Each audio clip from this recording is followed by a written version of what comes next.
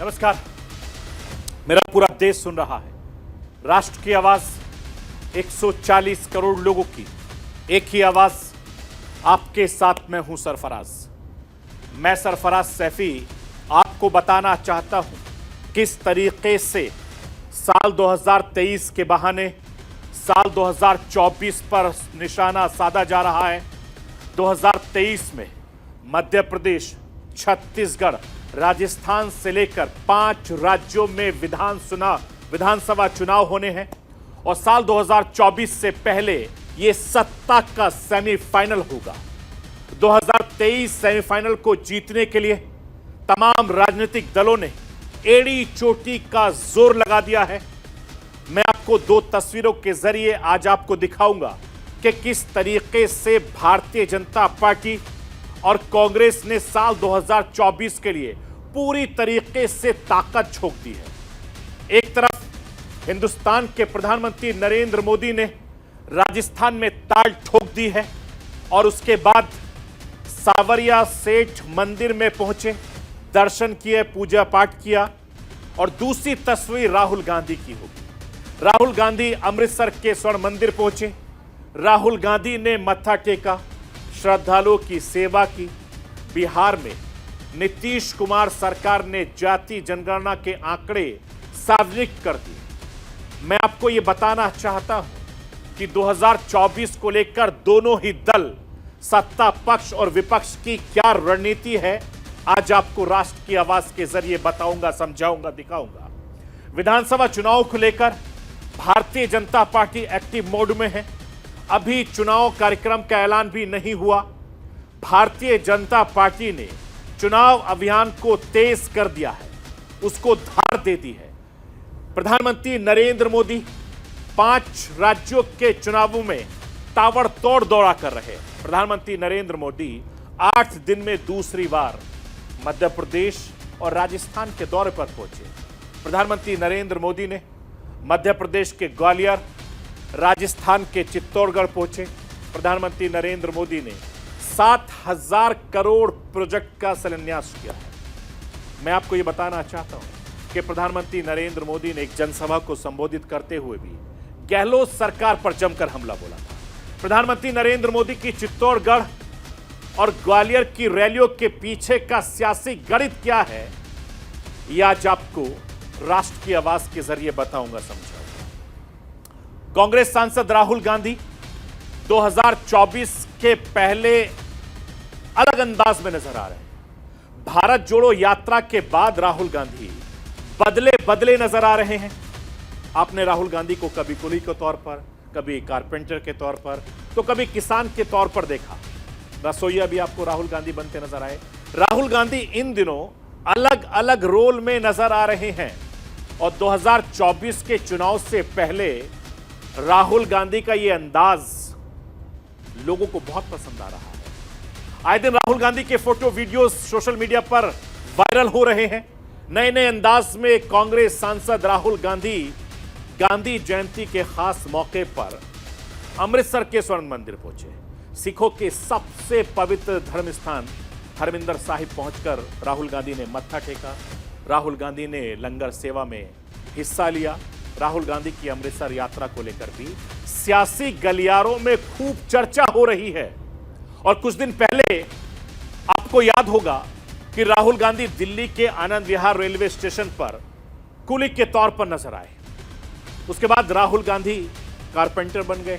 राहुल गांधी के हाथ में आरी, कुल्हाड़ी, हथौड़ा लेकर लकड़ी काटते हुए आपको नजर आए होंगे। राहुल गांधी ने स्वर्ण मंदिर में जाकर बर्तन भी धोए। राहुल गांधी की इन तस्वीरों के पीछे क्या रणनीति है, आज आपको राष्ट्र की आवाज के जरिए समझाऊंगा, बताऊंगा। मैं अपने हिंदुस्तान के कोने कोने की आवाज को दिल्ली तक पहुंचाता हूं। दिल्ली की आवाज को देश दुनिया के कोने कोने तक पहुंचाता हूं। नेताओं की आवाज को मैं आम लोगों तक पहुंचाता हूं। आम लोगों की आवाज को मैं अपने देश के हुक्मरानों तक पहुंचाता हूं। आपकी आवाज से मिलती है मेरी आवाज और बन जाती है राष्ट्र की आवाज।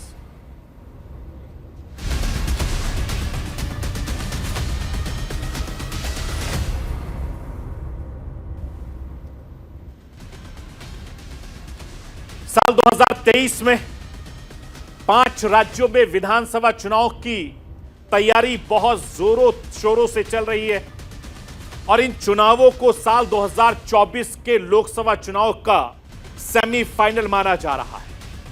भारतीय जनता के पार्टी के सामने पहली बार इतने बड़े लेवल पर एकजुट विपक्षी चुनौती यानी इंडिया कांग्रेस के नेतृत्व में विपक्षी दलों का INDIA की जीत की हुंकार भर रहा है। मध्य प्रदेश से लेकर राजस्थान, छत्तीसगढ़ से लेकर तेलंगाना और मिजोरम के विधानसभा चुनाव का विपक्षी एकता का टेस्ट भी होगा और भारतीय जनता पार्टी को यह एहसास है कि अगर इन 5 राज्यों के विधानसभा चुनाव में इंडिया ने बाजी मारी तो साल 2024 से पहले मोमेंटम उससे छिन जाएगा। ऐसे कयास है, ऐसी उम्मीद है और ऐसे में पार्टी का सबसे बड़ा चेहरा प्रधानमंत्री नरेंद्र मोदी अभी से खुद मैदान में उतर गए हैं। गांधी जयंती के खास मौके पर प्रधानमंत्री नरेंद्र मोदी मध्य प्रदेश के ग्वालियर, राजस्थान के चित्तौड़गढ़ पहुंचे। प्रधानमंत्री नरेंद्र मोदी ने करोड़ों रुपए की सौगात दी, जनसभा को संबोधित भी किया।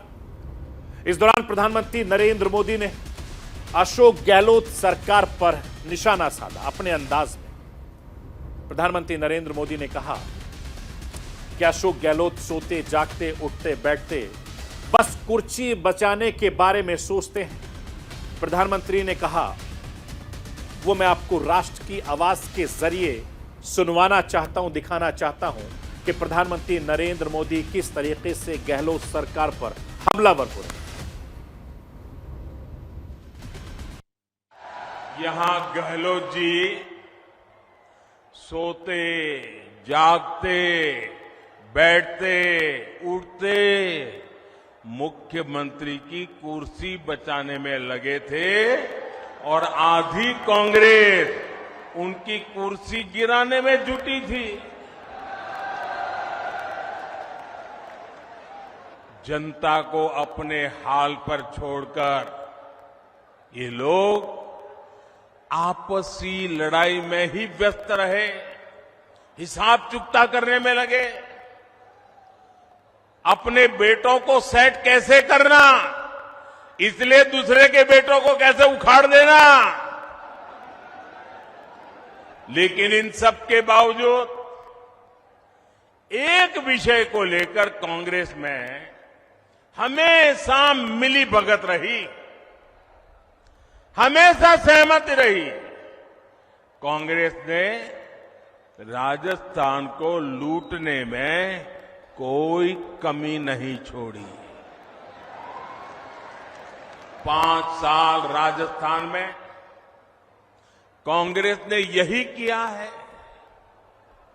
हर भ्रष्टाचारी, हर गुंडा, हर दंगाई, हर अत्याचारी, कांग्रेस का हर नेता खुद को राजस्थान की सरकार मान बैठा है।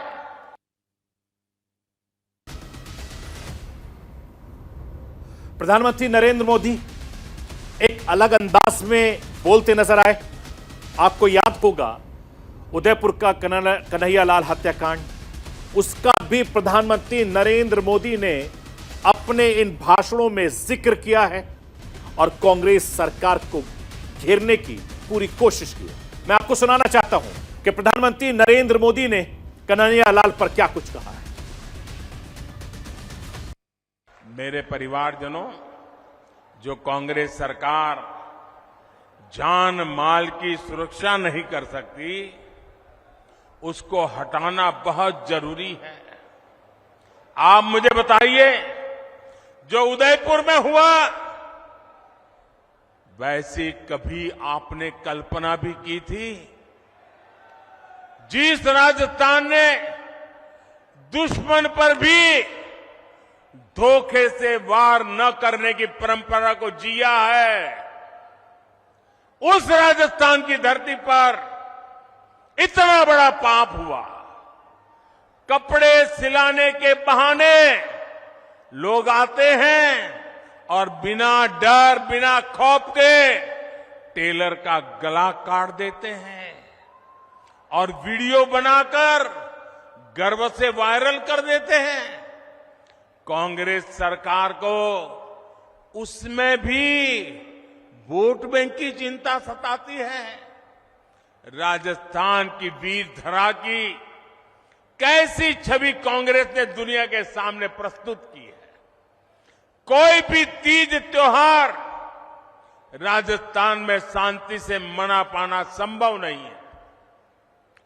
कब दंगे भड़क जाए, कब कर्फ्यू लग जाए, कोई नहीं जानता। सामान्य जन को जीवन की चिंता, व्यापारी को व्यापार की चिंता और कामगार को काम की चिंता, ये माहौल कांग्रेस ने राजस्थान में बना दिया है।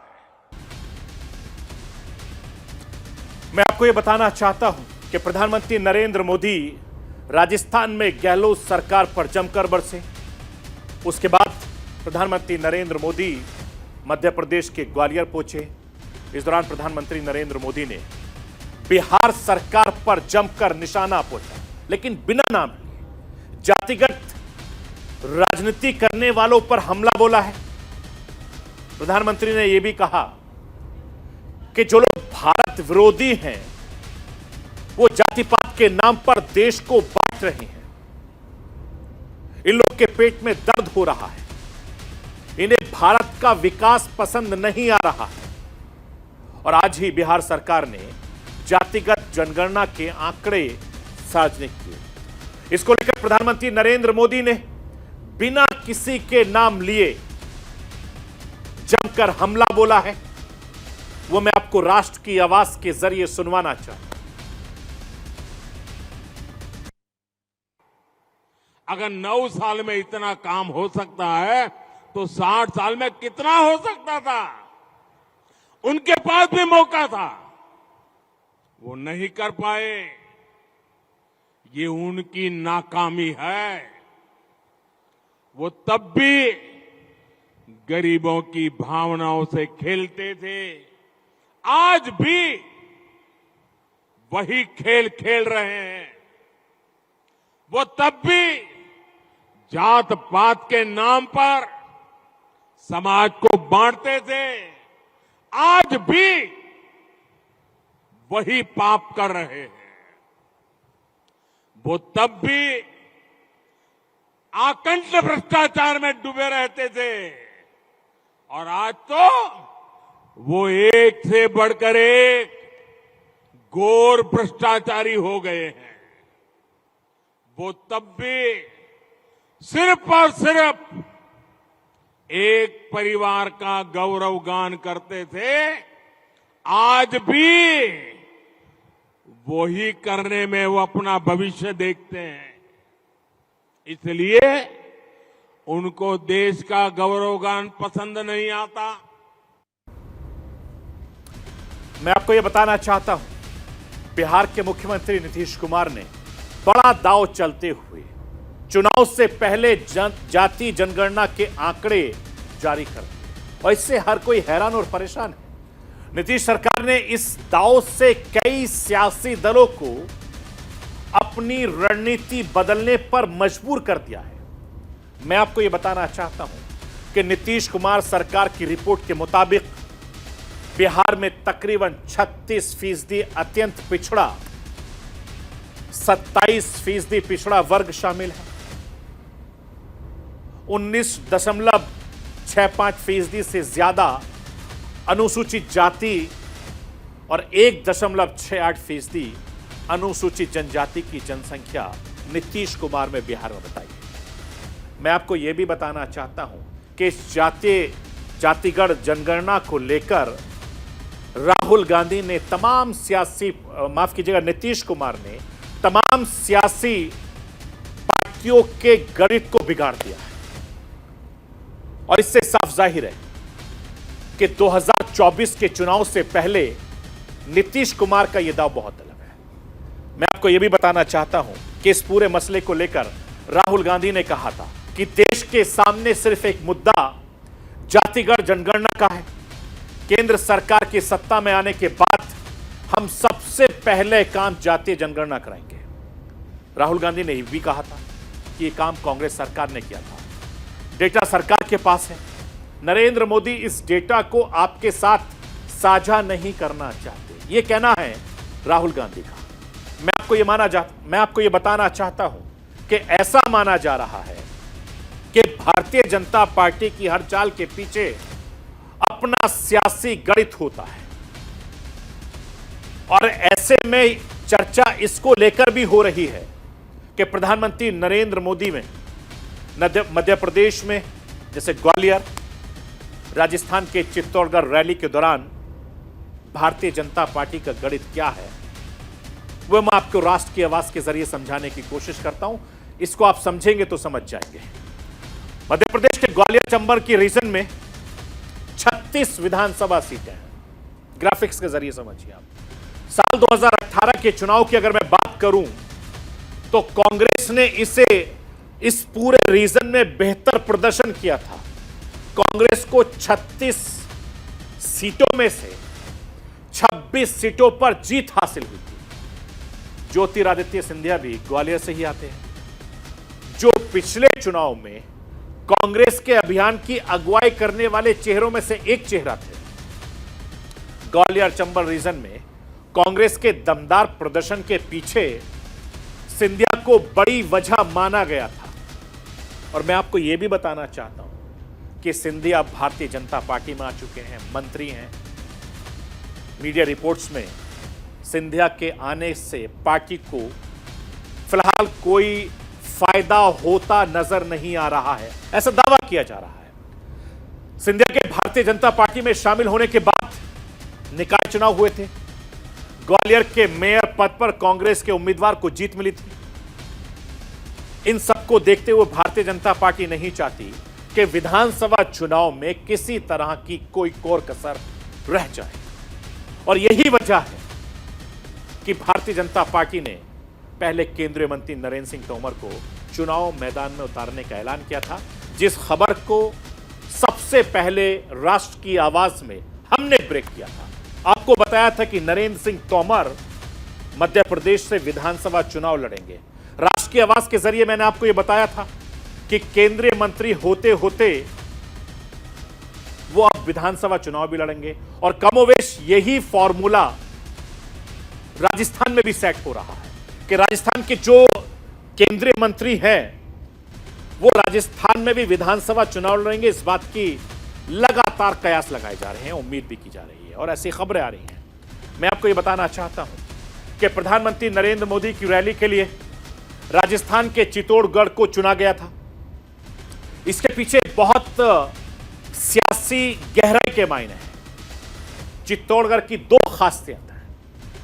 एक, महाराणा प्रताप की भूमि है, और सियासत के लिहाज से अगर देखा जाए, राजनीति के लिहाज से देखा जाए, तो मेवाड़ रीजन में होना, यानी मेवाड़ रीजन में कुल 26 विधानसभा सीटें आती हैं, और ऐसा दावा किया जाता है कि जिसमें मेवाड़ जीत लिया, जिस भी पार्टी ने, उसने सोचो पूरा राजस्थान जीत लिया।